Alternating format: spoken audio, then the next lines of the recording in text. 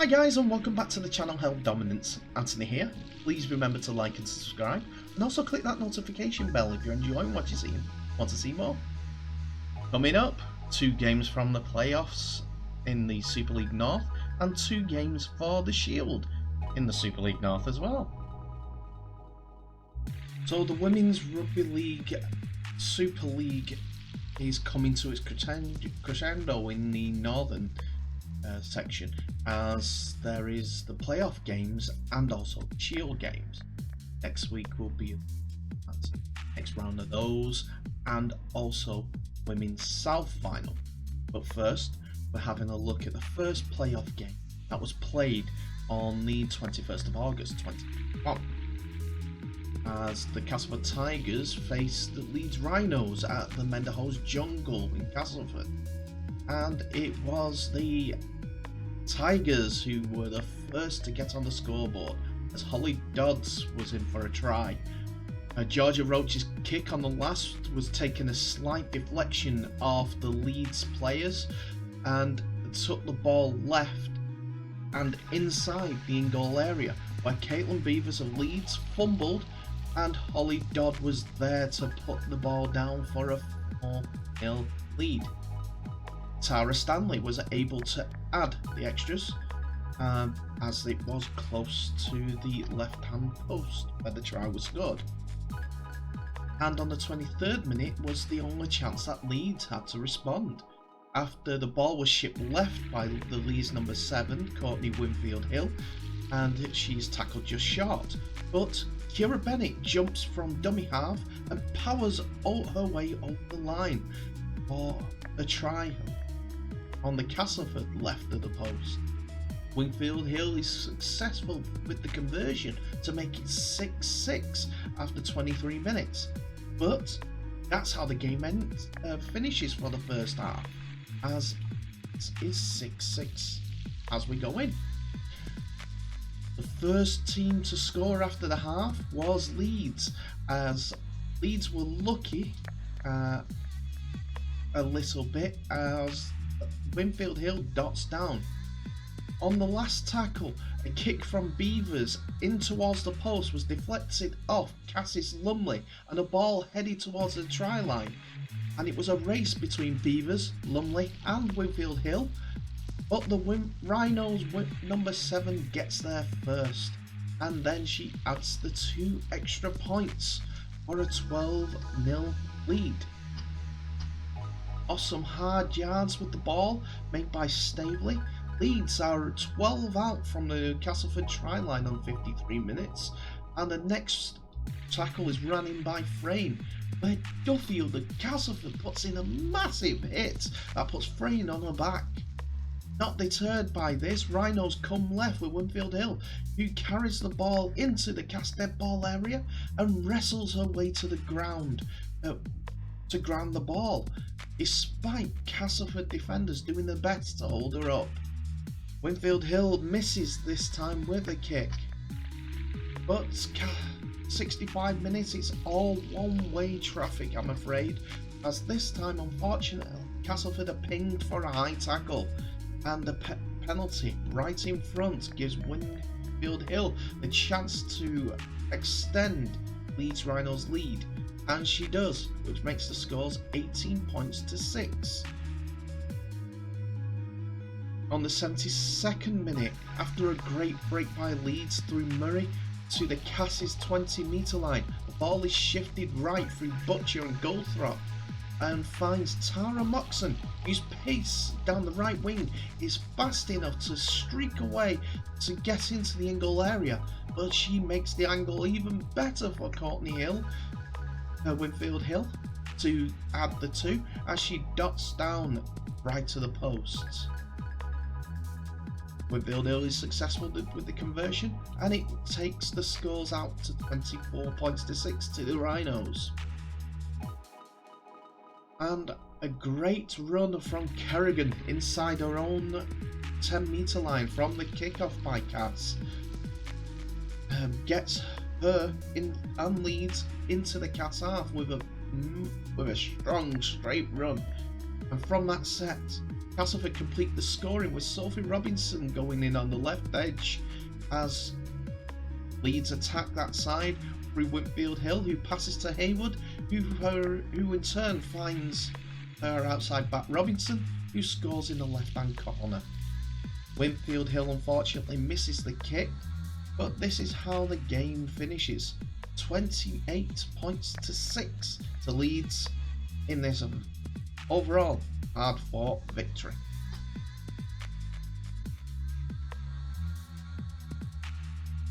Our next game sees the York City Knights visiting the totally wicked stadium of St Helens in their match with the Saints, and it was a one-way game, I'm afraid, as Saints ran out 32 points to 2 victors. And it all started on the 6th minute as Saints on the last grubbers into the in-goal area by Cunningham, and Zoe Harris is on hand to score left of the post, which stopped converts. After some great ball through the hands at pace from Cunningham and Scott, the ball reaches Hardcastle on the left edge, and the centre's pass in the tackle, again at pace, finds Danny Bush, who goes in the left corner on the 14th minute. On 13th, Saints are at it again, but this time the ball is shifted right from the centre via a cut-out pass by Harris and to Cunningham. And Cunningham attacks the line at pace, creating an overlap with her arcing run, and the pass finds space for Carrie Roberts to go over in the right-hand corner. Carrie Roberts is in again on the 36th minute, and this time York have scouted the wide ball to Roberts, as they thought, and he's initially stopped and forced back inside, with a pass to Cunningham from Roberts inside, who is closed down by defenders. So she gets the ball off to Zoe Harris, and Harris decides to check and go back right, and the ball is back in Roberts' hands, whose strength takes her over the line for her second try of the game in the right hand corner.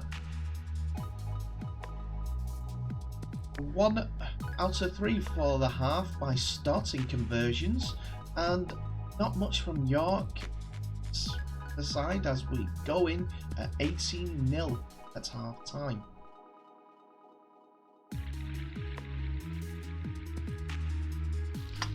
In the second half, straight from the kickoff, Saints recover the ball as Harris jumps on it, and the Saints are in again not long after as their right side attack is at it again, as their Harris, Cunningham and Roberts combo is producing another try and a hat-trick for the aforementioned Roberts.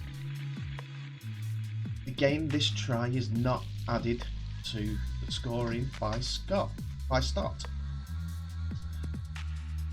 So, on the 72nd minute, Saints go left instead and find Amy Hardcastle's try because of a Cunningham to Stott pass towards the left wing, and Stott makes a pass into space for Hardcastle with a quick ball, and she runs in unchallenged towards the left hand post. Harris has taken over the kicking for this conversion, but this kick is also missed.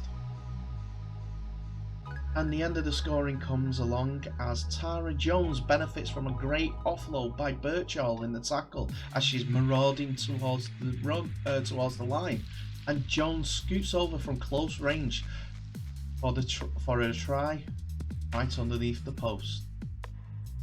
Harris then converts the second conversion for Saints of the entire game to make the scores 32 points to 0 in Saints' favour.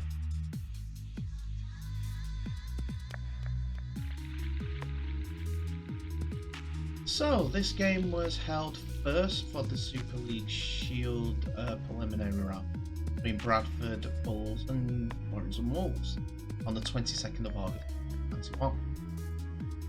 The 5 teams who finished in the bottom half of the table, Warrington Wolves claimed an impressive 24-6 victory at Bradford, with Georgia Sutherland and Charlotte Melvin grabbing tries. Now, why have I stopped there? First of all, this is the only bit of information for this game.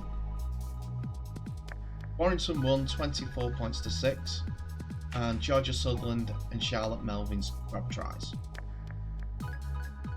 I'm releasing this on the Wednesday, and this was recorded on the Tuesday, and there's no further information. No updates on social media from either team, apart from a half-time score update from Warrington, and also a full-time score update from Bradford Bulls. Silent. But they're not the only ones. Now, on the next game that I'm going to comment about, there was the Huddersfield Giants number 6 is prevalent in a try. I don't know who that is. All that Huddersfield have printed out the 19 women's squad the day before. I've not put any results up or anything.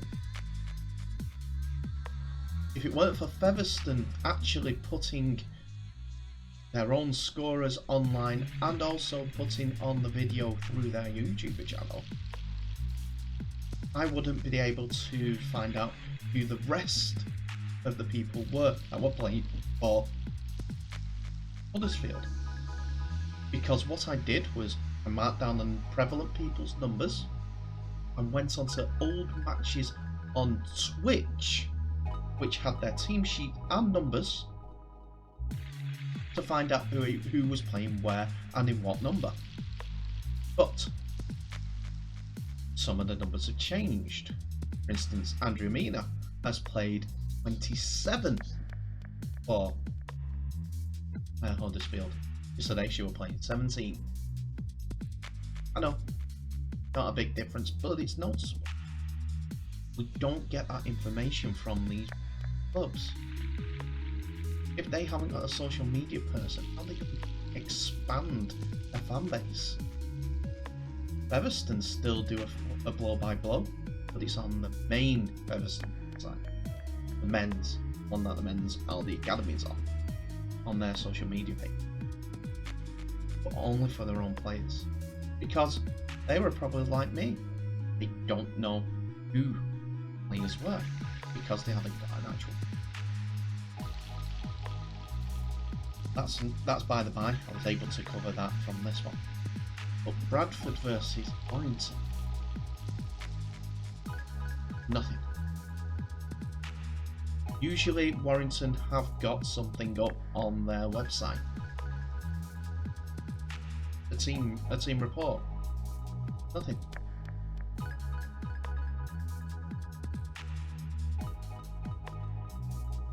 They need to work harder. Next season, if they really want to be shown as properly done, they need a social media person. But anyway, this game ended 24 points to 6 to Warrington.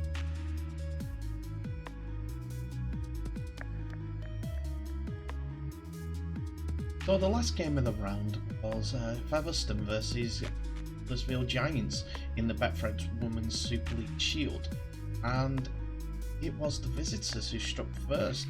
After 24 minutes of pressure on both defences, Huddersfield got a penalty for offside, and after the Giants forward was held up over the line left of the post, the Giants threw the ball left, going through the hands of Erin Scott and the Huddersfield Giants number 6, with a cut-out pass to Amelia Brown to score in the corner.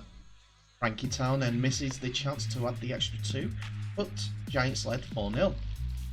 On the 34th minute, Rovers are pinged for offside in their own 10, and after an initial run by Emma Wilkinson is held short of the line, the ball finds Townend, whose short pass finds Olivia Rowe for the score right to the post, without a hand on her.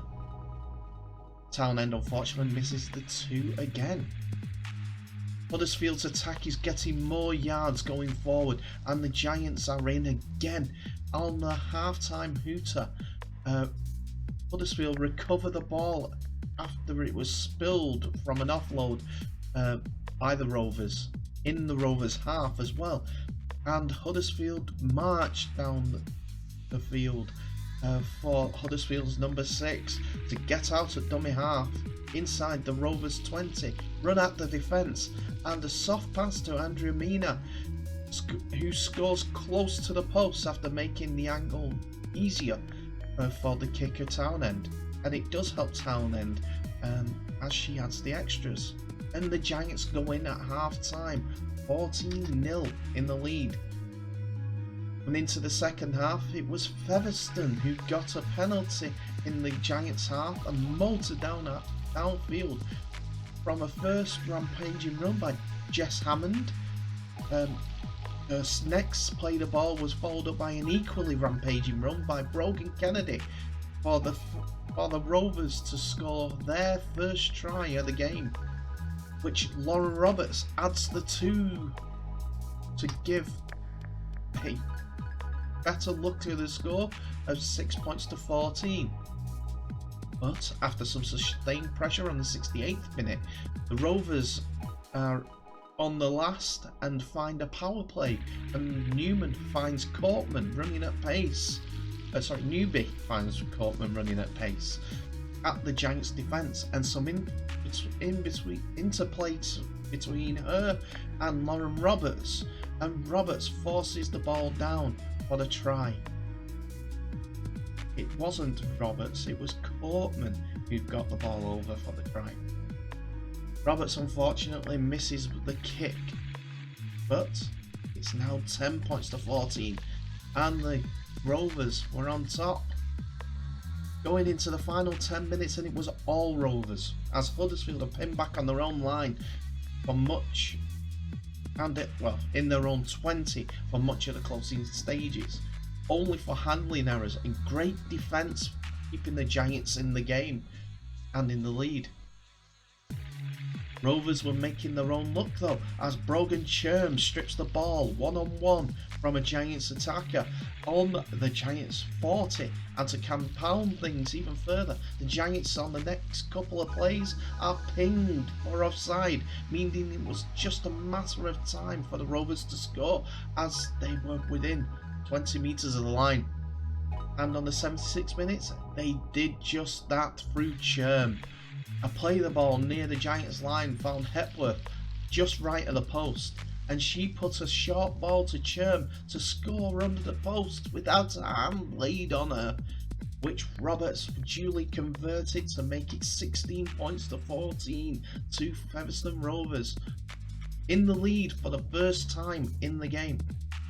And as we're coming to the end of the game, despite some spirited attack and defence from Huddersfield, as they were getting the ball back into the best areas now that they were getting the ball in their own hands, Rovers hung on to win, and they march on to the next round of the Super Shield.